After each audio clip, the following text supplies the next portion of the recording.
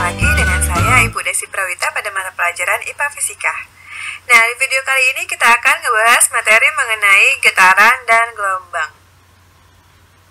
Nah, kalau kalian pernah melihat benda berikut, ya ini merupakan bandul sederhana yang kalau kita ayunkan atau kalau kita getarkan, dia akan bergerak melewati titik B, C, kembali lagi ke B, dan balik lagi ke titik semula atau di A, ya kan? Jadi yang demikian inilah yang dinamakan dengan satu kali ayunan atau satu kali getaran, ya. Saat si bandul kembali lagi ke titik awal, berasal dari titik awal, ya, kemudian kembali lagi ke titik awalnya, itulah yang dinamakan dengan satu kali ayunan atau satu kali getaran.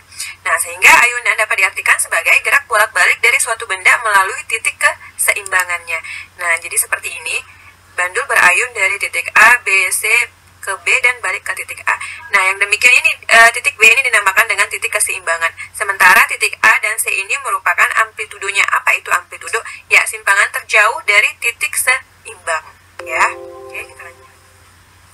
Nah, sekarang kita mau melakukan percobaan sederhana dengan bandul berikut. Ya, dimana di sini ada stopwatch. Sekarang saya mau coba untuk mengayunkan bandul ini dalam 10 kali ayunan. Ya, atau N sama dengan 10 kali ayunan. Berapa waktu yang diperlukan atau yang ditunjukkan oleh stopwatch ini, gitu ya. Oke, kita mulai. 1, 2, 3. Ingat ya, satu kali ayunan itu adalah ketika bandul bergerak dari titik awal dan kembali lagi ke posisi semula, ke titik semulanya. 8, 9, 10.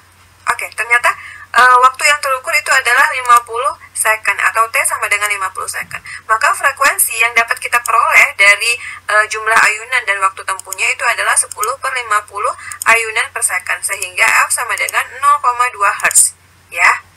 Oke, nah sementara contoh ayunan yang bisa kita temukan dalam kehidupan sehari-hari itu adalah ayunan mainan yang ada di TK-TK, ya, kemudian ada kora-kora, terus ada bandul pada jam dinding, ya, kemudian ada ayunan yang di sirkus dan lain sebagainya. Nah, sekarang kita perhatikan benda berikut. Nah, ini benda ini mengalami titik keseimbangan di B, ya, kemudian kita gerakkan ke titik C. Nah, di mana titik C ini merupakan amplitudonya. Sekarang saya kasih getaran sehingga si benda bergerak dari C ke titik B, A, dan kembali lagi ke titik C. Inilah yang dinamakan dengan satu kali getaran. Nah, gimana kalau misalnya benda tersebut kita getarkan dengan lebih lama, ya? Apa yang terjadi? Nah, yang terjadi seperti ini.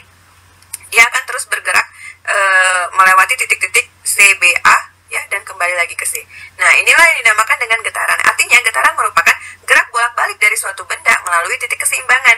Nah, dengan demikian, getaran itu, ayunan itu merupakan getaran, ya. Ayunan berarti sama dengan getaran. Oke? Kita lanjut. Maka dapat kita simpulkan kalau frekuensi ayunan adalah banyaknya ayunan yang terjadi dalam setiap detik. Sementara periode itu adalah waktu yang diperlukan untuk terjadinya satu ayunan, ya.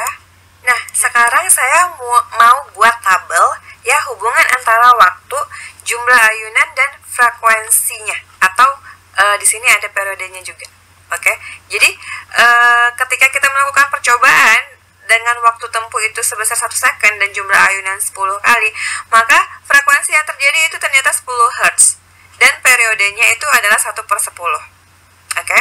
Nah, untuk yang berikutnya itu waktu yang ditempuh 2 second, jumlah ayunan 30 kali, frekuensinya 15 Hz.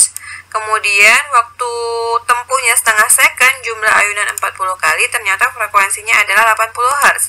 Selanjutnya, ternyata dapat kita simpulkan kalau frekuensi itu merupakan F sama dengan 1 per periode atau F sama dengan 1 per T. Nah, atau periode merupakan 1 per frekuensi atau T sama dengan 1 per F. Nah, di sini kalian bisa lihat bentuk gelombang, ya, atau gambar gelombang. Nah, seperti ini. Ya, ini juga. Nah, jadi sebenarnya gelombang itu juga merupakan getaran. Nah, jadi gelombang itu merupakan getaran yang merambat dalam suatu medium. Seperti itu. Oke, jadi kalau misalnya kita perhatikan nih gambar berikut, yang dinamakan dengan satu gelombang penuh itu, ya, dari sini, ya, sampai ke sini, kemudian lanjut lagi ke sini. Nah, inilah yang dinamakan dengan satu gelombang penuh. Oke. Sementara bukit yang diarsir merah ini merupakan bukit gelombang, ya. Kemudian yang diarsir hijau ini merupakan lembah gelombang. Satu gelombang penuh itu juga bisa kita simbolkan dengan lambda. Nah, ini dibaca lambda, ya.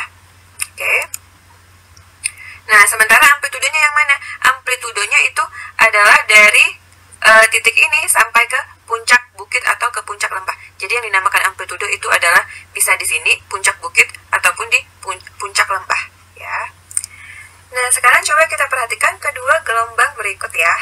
Nah, ini dia. Oke. Jadi yang di atas itu jarak gelombangnya itu 60 meter. Dan yang di bawah jarak gelombang yang terjadi itu 36 meter dalam waktu 1 detik. Yang dalam waktu tempuh itu 1 detik. Ya, sekarang kita yang bahas dulu untuk gelombang pertama. Maka dalam waktu 1 detik, frekuensi yang dihasilkan itu sebesar 6 Hz. Ya, dengan jarak gelombang 60 meter, frekuensi yang dihasilkan itu 6 Hz. Nah, kemudian karena S-nya 60, maka kita peroleh panjang gelombangnya atau lambdanya itu sebesar 10 meter. Oke, kemudian kecepatan gelombang yang dihasilkan itu 60 meter per second. Maka dapat kita simpulkan hubungannya kalau kecepatan gelombang itu merupakan panjang gelombang dikali frekuensinya. Ya, kita masukkan ke dalam persamaan berikut. Jadi V sama dengan lambda dikali frekuensi. Oke, nah sekarang kita coba bahas untuk gelombang yang kedua dengan jarak gelombang sebesar 36 meter. Jadi waktu yang diperlukan itu adalah 1 second, kemudian frekuensi yang dihasilkan itu 6 Hz ya. Nah, jadi untuk jarak gelombang 36 meter, maka panjang gelombang yang dihasilkan itu adalah 6 meter. Lambdanya itu 6 meter. Dan kecepatan yang dihasilkan itu ternyata 36 meter per second. Maka persamaan yang dapat kita peroleh itu adalah V sama dengan lambda dikali frekuensi ya. V sama dengan lambda kali F. Oke. Nah, selanjutnya untuk gelombang dengan jarak tempuh sebesar 80 meter dan dalam waktu 2 second ya. Ternyata dia menghasilkan kecepatan gelombang sebesar 40 meter per second. Nah, kemudian panjang gelombangnya itu adalah sebesar 8 meter dan menghasilkan frekuensi sebesar 5 Hz. Maka dapat kita simpulkan kalau V itu sama dengan lambda dikali frekuensi ya. Oke. Nah, sehingga kita rumuskanlah ke dalam persamaan berikut kesimpulannya. Jadi V sama dengan lambda dikali frekuensi ya. Kecepatan gelombang sama dengan panjang gelombang dikali frekuensinya. Kemudian untuk frekuensi itu merupakan 1 per periode atau F sama dengan 1 per T, atau periode sama dengan 1 per F, atau T sama dengan 1 per frekuensi ya.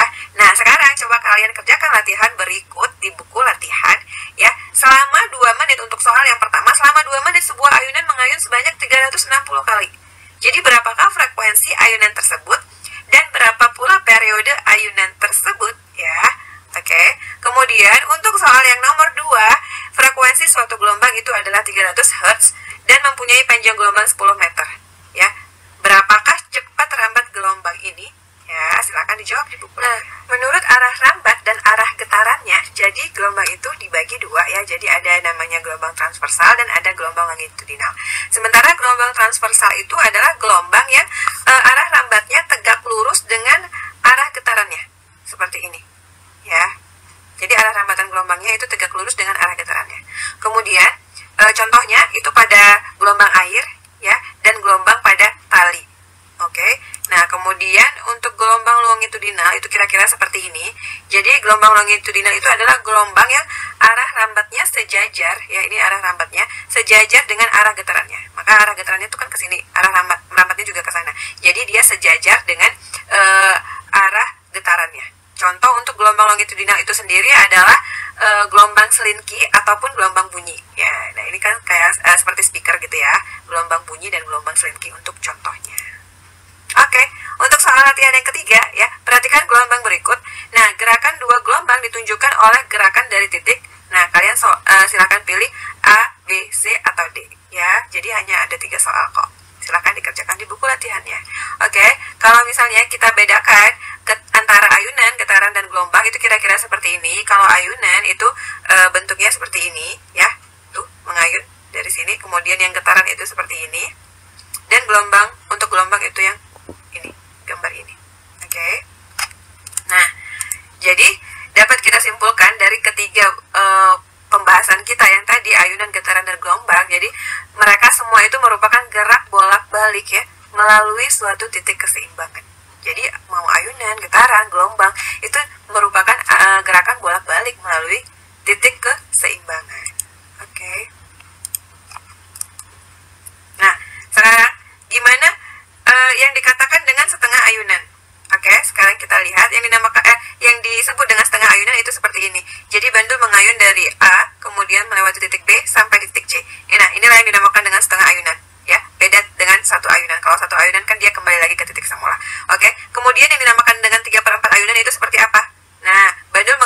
titik A, melewati titik B, C, dan kembali ke titik B, bukan sampai di titik A. Jadi yang dinamakan 3/4 ayunan itu ya seperti ini, ya. Oke. Nah, untuk contoh yang bisa kita temukan itu tadi udah kita bahas ya, tapi bentuknya mungkin kalian masih bingung. Jadi bentuknya seperti ini. Ini adalah ayunan ya, ayunan anak-anak, dan kemudian ini bandul pada jam dinding. Kemudian ini adalah ayunan yang di sirkus-sirkus itu. Oke, ya. Kemudian detak jantung. Nah, detak jantung itu juga merupakan contoh dari getaran ya. Detak jantung ini merupakan contoh dari getaran. Kemudian contoh lainnya itu adalah bel listrik. Nah, kalau misalnya kalian pernah lihat, kerjanya seperti ini. Nah, jadi dia menimbulkan getaran, ya. Dan contoh lainnya adalah getaran bunyi telepon, ya, yang mengalami getaran. Oke. Nah, inilah kalau kita lihat perbedaan antara gelombang transversal dan gelombang longitudinal.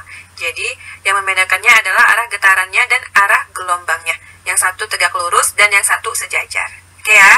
Nah, baiklah, sampai di sini materi kita mengenai getaran dan gelombang. Semoga bermanfaat dan dapat dipahami. Wabillahi taufik wal hidayah. Wassalamualaikum warahmatullahi wabarakatuh. See you on our next video.